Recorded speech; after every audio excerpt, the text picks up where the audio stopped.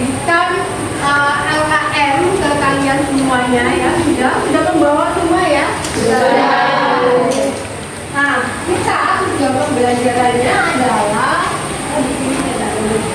yang pertama adalah mahasiswa mampu menganalisis potensi keanekaragaman hayati endemik di NTT melalui studi observasi dan interaksi. Kemudian yang kedua, mahasiswa mampu membuat ide edukasi terkait upaya pelestarian flora dan fauna endemik di Nusa Tenggara Timur. Jadi ada dua tujuan pembelajaran yang hari ini akan kita pelajari ya.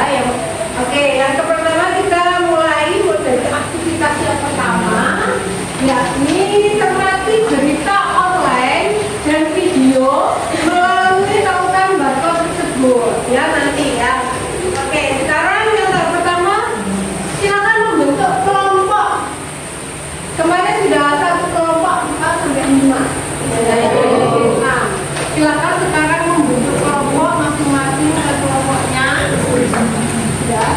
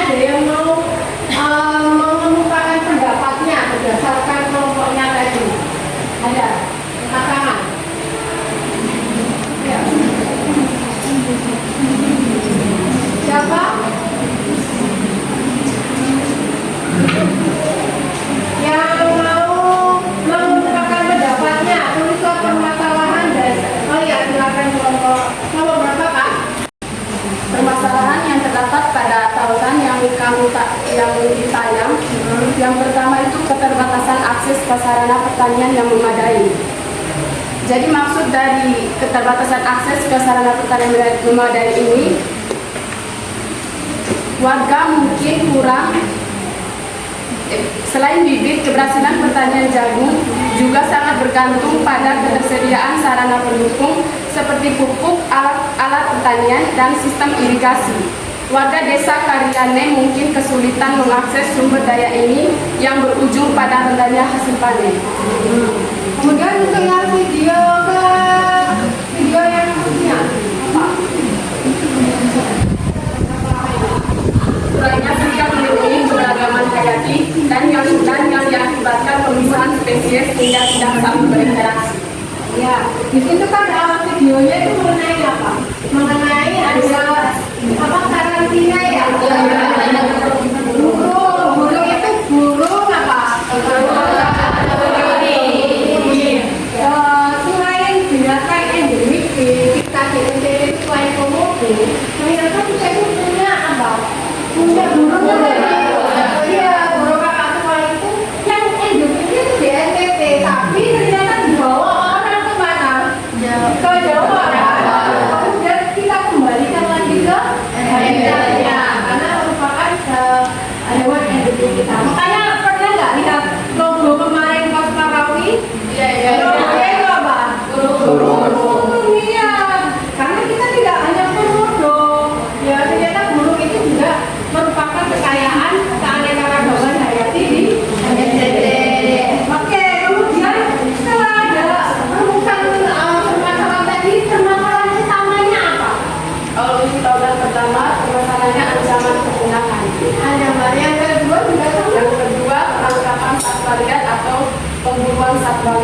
agar tidak terjadi kerumunan. Oh ya, bentar. Oke, terima kasih untuk kelompok ini. Silakan ada yang mau menanggapi lagi dari kelompok ahli. Tentang permasalahan utamanya dari Iya. keluarganya. Baik, terima kasih waktu kesempatan yang telah diberikan kepada kelompok kami. Di sini menurut kami permasalahan utama dari kedua barbot ini yaitu kegunaan suatu keanekaragaman hayati. Iya, betul. Jadi kita takut ya bahwa saya tadi ada jagung dari yang berita online itu kan jagungnya itu katanya nggak bisa membudidayakan, takut nanti punah ya kan. Kemudian yang kedua si burung kakatuan, jambul kuning itu kan juga mengalami kepungan karena sudah dibawa ke Jawa, kemudian akhirnya kita bisa kembalikan lagi ke habitat ya. Jadi masalah kepungan. Oke, selanjutnya kita lihat di LKM-nya berdasarkan arahan dosen yang melakukan studi literatur untuk menggali informasi mengenai macam-macam keanekaragaman hayati. Yang kedua, faktor apa saja yang menyebabkan munculnya keanekaragaman hayati di Indonesia, khususnya di NTT ini kok banyak sekali ya, banyak sekali. Selain binatang endemik tadi, apalagi floranya yang endemik di NTT? Flora itu flora. Terus apa lagi kira-kira? Yang sering kamu lihat di NTT selain kendala, saya enggak. Kayu putih itu? Iya. Sekarang bisa berdiskusi lagi dengan kelompoknya untuk mengerjakan yang keempat. Ya.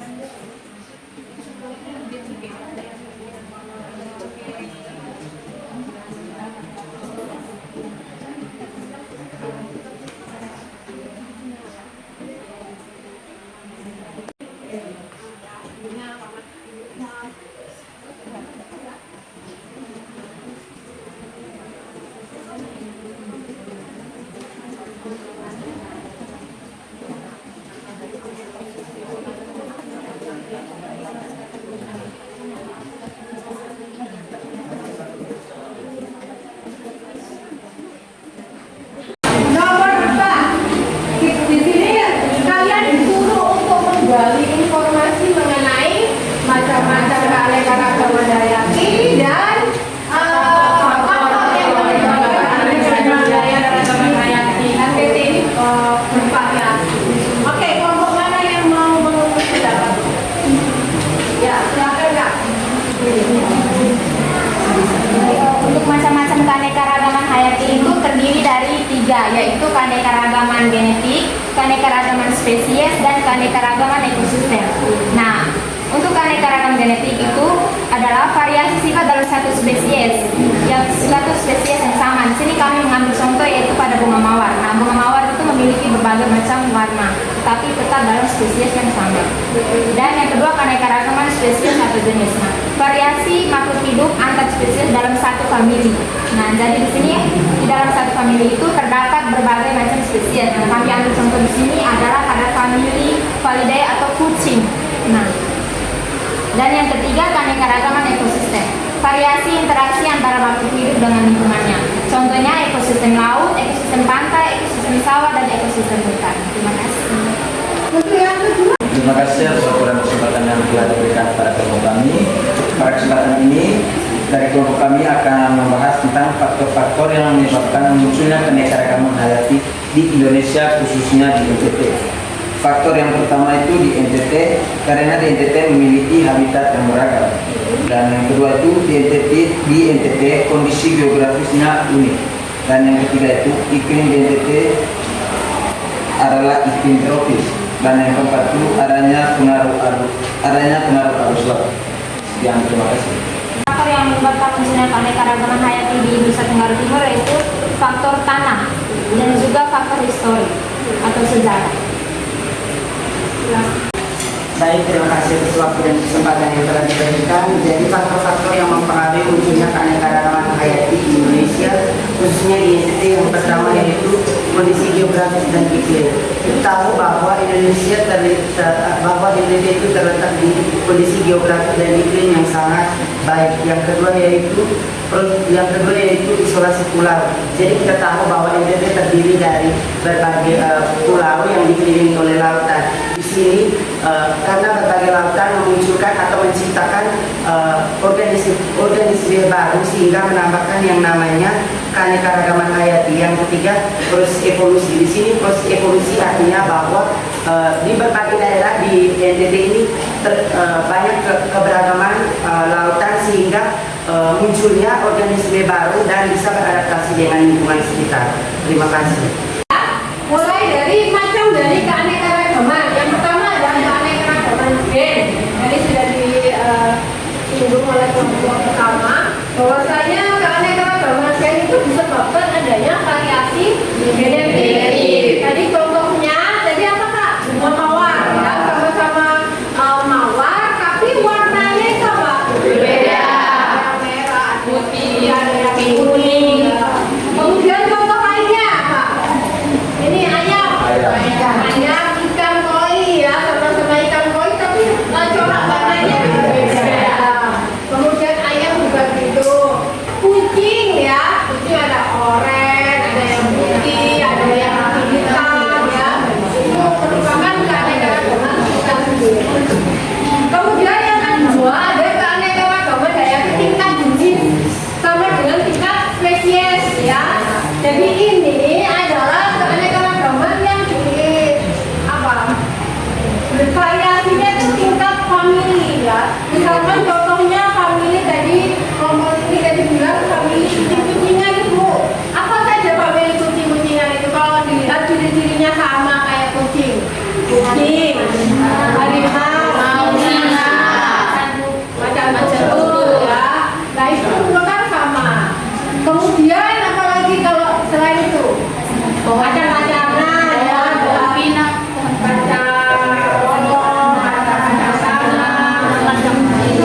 dilihat dari familinya yang sama-sama.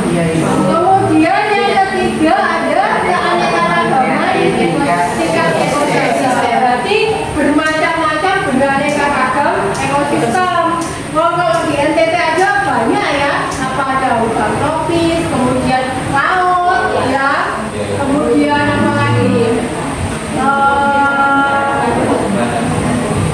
Padang rumput, kayak kan kalau di Sumba itu kan akan banyak sabahnya, ya. Nah, itu banyak sekali. Di NTT aja banyak, apalagi kalau di tingkat dunia, ya. Itu namanya keanekaragaman ekosistem. Kemudian yang kedua itu adalah faktor yang menyebabkan munculnya keanekaragaman hayati. Tadi ada letak geografisnya, kemudian keanekaragaman habitat, iklim, kemudian apa? Kondisi biologi, evolusi. Nah, terus kita kan tahu, ya, itu komodo itu kan hewan endemik. Kenapa kalau hanya ada di di NTT saja, tidak ada yang lainnya? Kenapa? Tadi dibahas oleh kelompok ini bahwasanya ada yang namanya isolasi geografis, ya. Jadi isolasi karena NTT ini kan berpulau-pulau, ya. Ternyata si komodo ini dia tuh nggak suka kelayapan, dia tuh nggak suka kemana-mana, dia sukanya ya di tempat itu, ya nyamannya di situ. Nah kebetulan di NTT itu dia pulaunya ya di situ aja, dan si komodonya nggak mager, ya, nggak suka kemana-mana, ya otomatis dia itu adanya di situ, gitu. Jadi ya untungnya ada di NTT, ya. Jadi NTT punya endemik yang sangat-sangat berharga, dan itu merupakan hewan apa? Purba, kan? Ya. Itu dilestarikan. Nah, di negara lain nggak ada, hanya. Oke.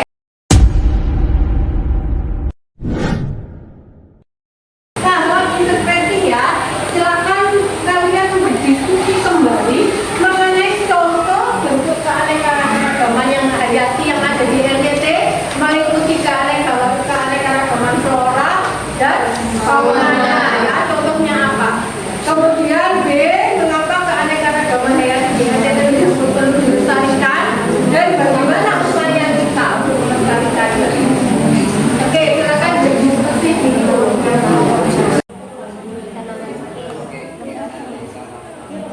Yuk,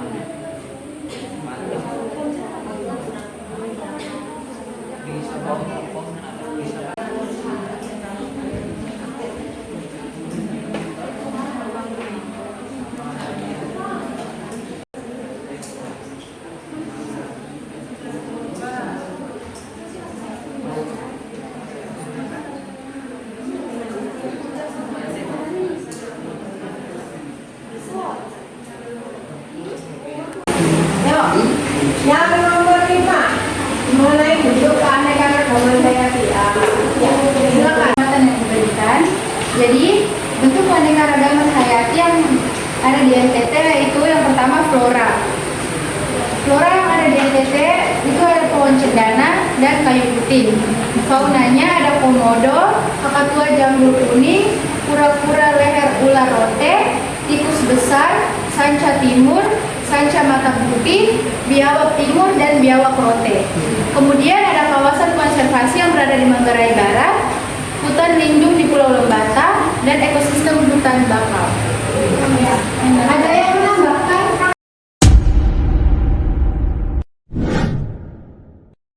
Ya, jam jalan itu tanaman itu jalan ya.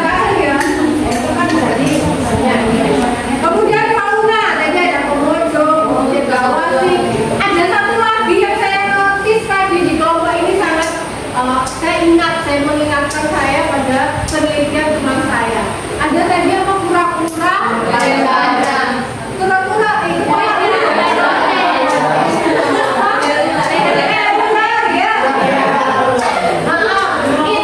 itu ada di mana sih? Di mana? Iya benar. Nah itu ya sekarang itu lagi ada konservasi mengenai kura-kura tersebut. Jadi kan di situ tuh banyak yang punah ya, orang-orang nggak tahu. Banyak yang diburu dan punah, kemudian banyak yang lahannya itu dibuang apa pertanian dan sebagainya ya. Kemudian ada BRIN itu apa? Badan Riset ya Nasional Indonesia itu sedang membuat konservasi di Rote. Dia dibuatkan apa? Dibuatkan tempat gitu ya. Dibuatkan tempat untuk dia itu agar bisa begitu. Dia itu adalah hewan yang sangat jarang sekarang ditemukan dan sekarang memang lagi dibudidayakan. Oke. Kemudian yang ekosistem tadi ada apa? Ekosistem laut jelas ya. Di sini itu apa lagi? Di laut berarti ada apa? Ada mangrove, ini ada apa? Ada juga dan sabana ya. Kalau yang apa Pak? Ada lamun ya, betul. Itu semuanya ekosistem yang ada di sekarang yang B. Mana pentingnya keanekaragaman hayati? Katakan dia yang B. Oh, oke. Terima kasih atas kesempatan yang telah diberikan kepada kelompok kami. Kami menjawab pertanyaan mengapa keanekaragaman hayati di NTT tersebut perlu dilestarikan. Menurut kami, keanekaragaman hayati di NTT harus dilestarikan, yaitu karena itu akan menjadi identitas dari NTT. Terima kasih. Oke, yang lainnya ada yang tidak mau? Kesempatan yang telah diberikan kepada saya. Jadi menurut pada pertanyaan, mengapa keanekaragaman hayati di NTT perlu dilestarikan? Jadi menurut kami yang pertama itu adalah untuk menjaga stabilitas ekosistem di NTT. Yang dimaksud itu menjaga stabilitas itu adalah untuk menjaga keseimbangan berbagai ekosistem yang terjadi atau yang terdapat di berbagai pulau yang ada di NTT. Kemudian yang berikut adalah potensi pariwisata NTT.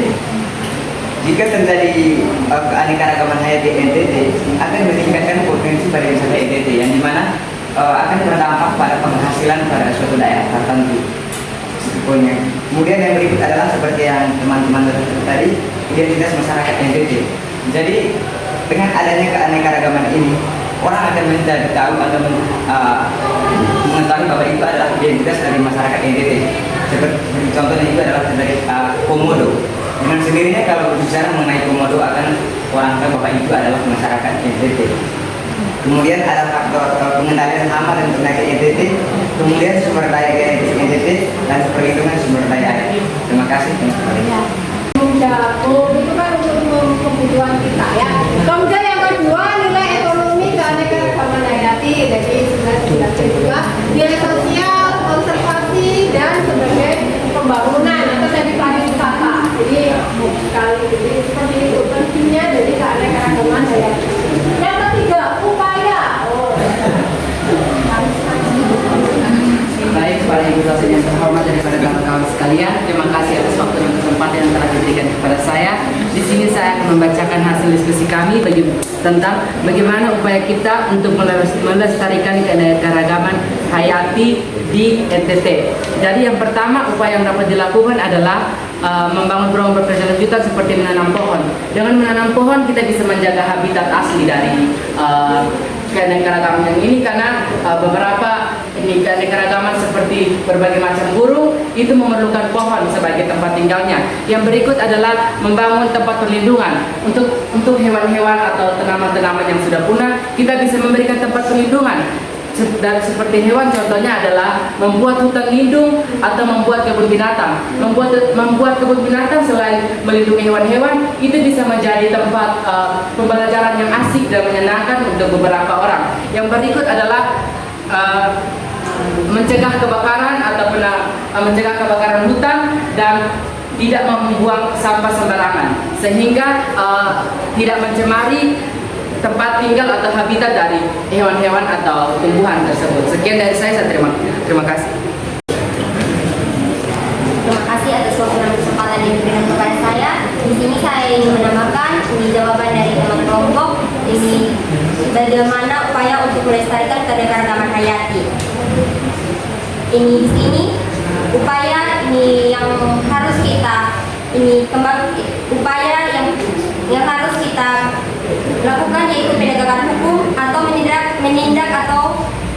menindak tegaskan perburuan liar dan perdagangan ilegal satwa liar serta produk-produk yang berasal dari spesies yang dilindungi, dan pendidikan dan kesadaran masyarakat.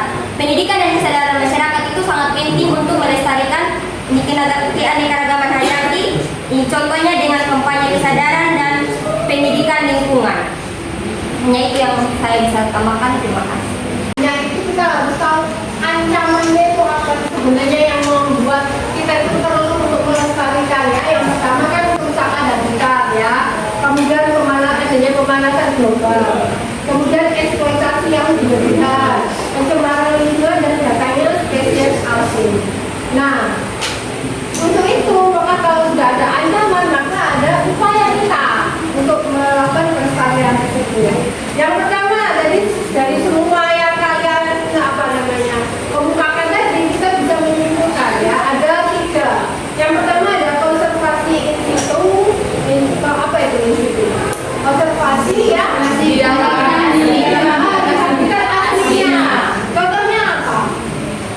Contohnya Taman Nasional Komodo. Taman Nasional Komodo, betul ya. Jadi karena adanya di situ ya di konservasinya di situ. Kemudian konservasi ex situ nanti di luar. Jadi membuat apa jadi? Bukan itu, taman safari itu merupakan ex situ. Kemudian pengelolaan terpadu. Ini maksudnya adalah bukan yang semakin kali dong, tapi misalkan ada tadi masyarakat X ya atau lembaga tertentu yang ingin membudidayakan tadi kura-kura. Nah itu dia membuat terpadu untuk membudidayakan melestarikan kura-kura tersebut. Oke. Kemudian ini adalah upaya pelestarian secara umum. Nah sekarang kita lihat gimana sih cara kalian untuk melestarikan, karena ini kan sebagai mahasiswa ya kan, ini kan tadi secara umum global seperti ini, tapi gimana kalau secara kalian sendiri sebagai mahasiswa untuk mengkampanyekan atau melestarikan keanekaragaman hayati ya. Jadi ini pada tahap selanjutnya kalian menuliskan produk edukasi apa yang sekiranya bisa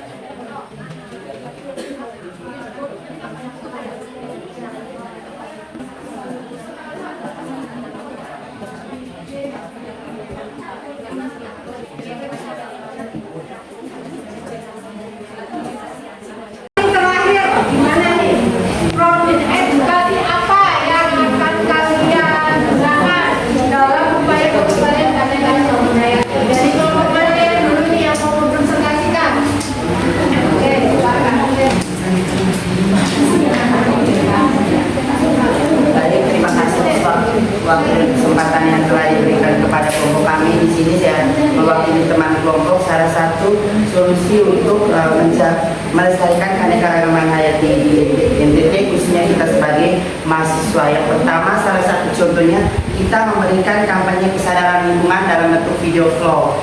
Di sini melalui berbagai media kampanye dilakukan untuk meningkatkan kesadaran akan pentingnya melestarikan keanekaragaman hayati ini, termasuk seminar lokalnya dan media sosial. Yang kedua itu contohnya wisata berbasis konservasi.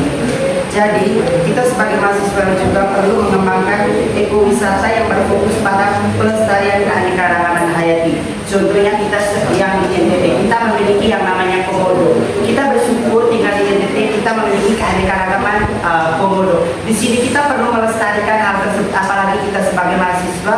Artinya bahwa daerah atau daerah-daerah lain tidak memiliki keanekaragaman hayati tersebut. Jadi dengan upaya kita yang memberikan video seperti itu atau dalam bentuk poster tentang bagaimana wisata berbasis konservasi. Terima kasih.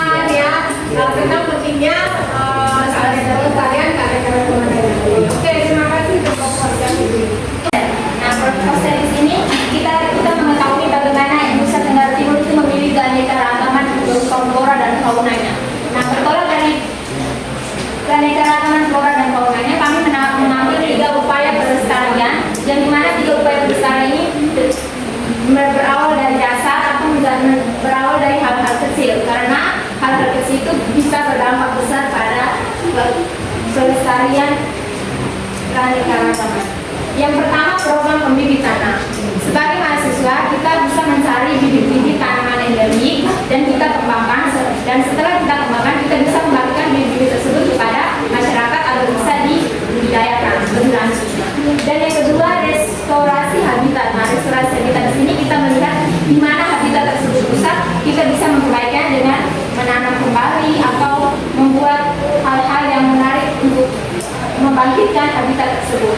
Dan yang ketiga, konservasi laut. Nah, konservasi laut ini kita mulai dengan hal yang paling sederhana, yaitu rehabilitasi mangrove di pesisir pantai. Dengan kita merehabilitasi mangrove di pesisir pantai, kita sudah membantu melestarikan ekosistem pantai. Jadi ya kita ya pasti poster di IG, membuat video di TikTok, kemudian YouTube dan sebagainya boleh ya. Tapi asalnya harus ada aksi nyata ya, jangan ngomong doang, tapi harus ada aksi nyata. Kalian bisa membuat yang ini ya, apa namanya, upaya ini, kegiatan ini bisa ya kalian diterapkan di, kalian itu HMP nggak? HMP ya. Jadi di HMP harusnya itu apa? Ada suatu program kerja di mana ada ini pelestarian